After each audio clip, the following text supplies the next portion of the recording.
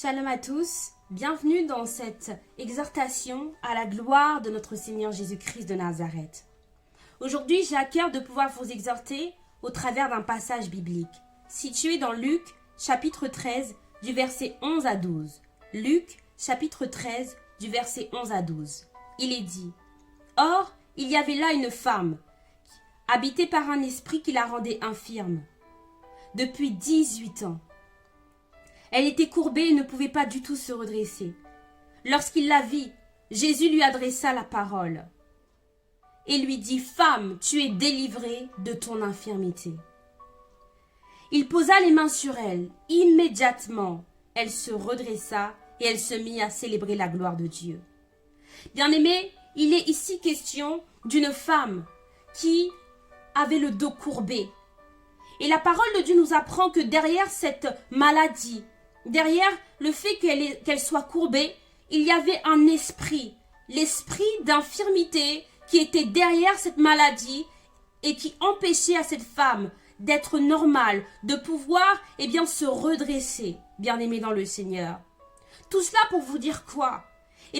Aujourd'hui, nous devons avoir l'intelligence spirituelle. Nous devons apprendre, à prier le Seigneur, à nous présenter devant le trône de la grâce, devant le trône de Jésus-Christ, à la lumière de la parole, et demander à Dieu de nous révéler par le Saint-Esprit les réalités spirituelles qui nous entourent, les réalités spirituelles qui se cachent derrière les situations anormales, derrière les souffrances qui perdurent dans le temps. Bien-aimés dans le Seigneur, cette femme était captive, enchaînée par le diable depuis 18 années. Elle ne pouvait pas se redresser, elle souffrait. Aussi longtemps que cette femme n'avait pas rencontré Jésus, aussi longtemps elle a demeuré dans ce problème. Tu as besoin, ton problème doit rencontrer Jésus. Tu dois rencontrer Jésus. Bien-aimé, le Seigneur est celui qui libère. Il ne veut pas vous voir captif. Il ne veut pas vous voir courbé. Il ne veut pas vous voir asservi. Le fait d'être courbé n'est pas simplement une image physique. On peut être courbé spirituellement. On peut être courbé émotionnellement. À toi qui es courbé, peut-être que tu es courbé à cause de la dépression. Peut-être que tu es courbé à cause de la sorcellerie. Peut-être que tu es courbé à cause de la maladie. Peut-être que tu es courbé à cause des situations difficiles que tu traverses. Mais Jésus a le pouvoir de te redresser. Il est le même hier, aujourd'hui et éternellement. Et ce Dieu qui est venu redresser cette femme, bien-aimée, est capable aujourd'hui de te redresser. Quel que soit ton problème, quelle que soit ta situation, Dieu, Jésus-Christ est celui qui libère. Amen.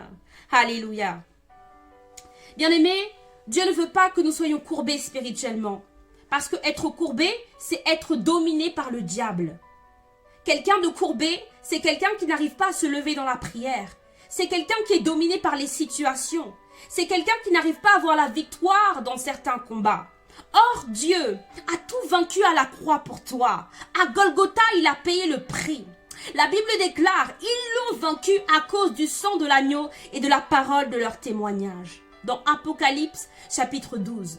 Bien-aimé, Jésus a remporté la victoire pour toi. Aujourd'hui, il ne te reste plus qu'à prendre les armes spirituelles situées dans Éphésiens 6, verset 13.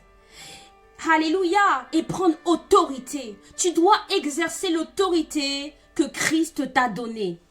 Alléluia, gloire. Alléluia. Merci Seigneur.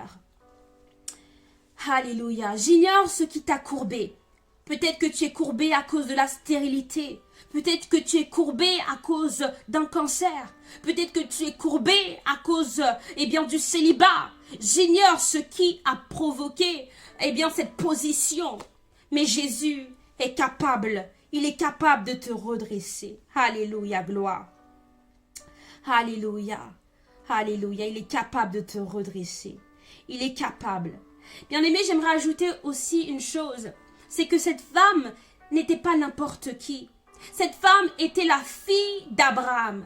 Et si Dieu prend la peine de pouvoir mentionner ce caractère, cette information, c'est parce qu'elle a toute son importance.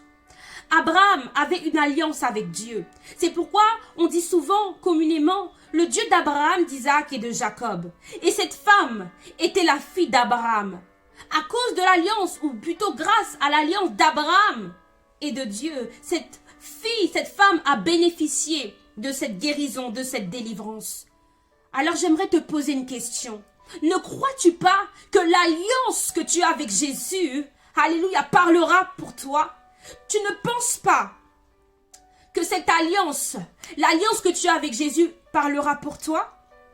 Si cette alliance, l'alliance d'Abraham et de Dieu a parlé pour cette femme, sache que l'alliance que tu as avec Jésus parlera en ta faveur. Cette alliance que tu as avec Jésus, alléluia, parlera dans ta maladie. Elle parlera dans cette situation qui perdure. Elle parlera pour toi, alléluia, gloire. Elle parlera certainement, bien-aimé dans le Seigneur. Alléluia. Cette situation parlera pour toi. Amen, alléluia. Alléluia. Tu es plus que la fille d'Abraham. Tu es la fille de Jésus. Tu es la fille de Sion. Tu es le fils de Dieu, bien-aimé. Et cette alliance parlera en ta faveur. L'alliance que tu as avec Dieu parlera plus que ces alliances familiales, que ces alliances ancestrales, que ces alliances dans le monde des ténèbres qui ont été faites contre toi. Oh, alléluia. Toute alliance, tous ces contrats qui ont été faits contre toi, pour ta perte, pour ton échec, contre ta personne, contre ton succès, contre ton accomplissement. Toutes ces alliances seront brisées dans le nom de Jésus. Parce qu'il y a une alliance plus supérieure. Il y a une alliance plus excellente. Il y a une alliance plus puissante. Et c'est l'alliance de Jésus-Christ de Nazareth.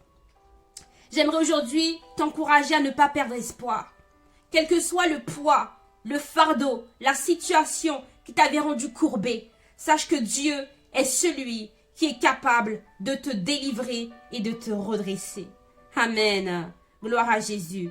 Tout n'est pas fini pour toi. Bien-aimée, cette femme, cela faisait 18 ans qu'elle souffrait. Cela faisait longtemps donc qu'elle souffrait. Et pourtant, un jour, elle a reçu la visitation. Jésus l'a visitée.